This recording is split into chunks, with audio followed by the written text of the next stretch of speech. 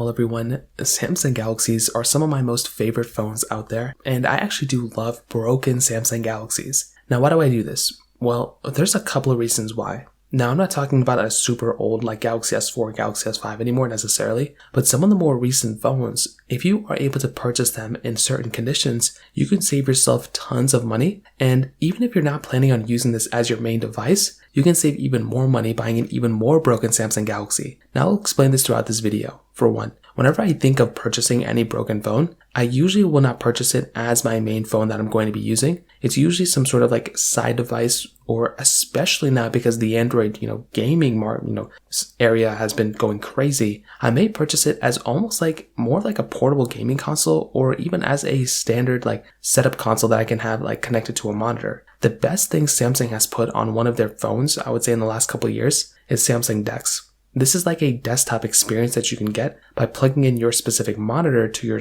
phone. And that is one of my most favorite things that Samsung's ever done. Because of this, even if you're buying a Samsung Galaxy with a broken display, which I probably have some with broken displays, you are still able to output that to a TV as long as the phone still turns on. And you can even use your phone on your screen as a completely separate machine, which is so cool. And I love that so much. Now, pretty much I would say since the Galaxy S20, most of these phones have had pretty decent chipsets. They've always had good chipsets and been powerful, but as opposed to how they hold up today, especially with a phone like the Galaxy S21, although it was not my favorite phone when it first came out, if you're able to snag a Galaxy S21 in decent condition, that can make for a very good, powerful, gaming console for the most part, and you can still do a lot of things with that specific device. But on top of that, if you want to save even more money, buying some sort of broken Samsung Galaxy, maybe it's a Samsung Galaxy S21 that has a cracked display, or maybe it's a Galaxy S22 that has like a bad IMEI number, it can't be activated anymore. Those types of phones, although I would not recommend using as your main device, if you wanted to have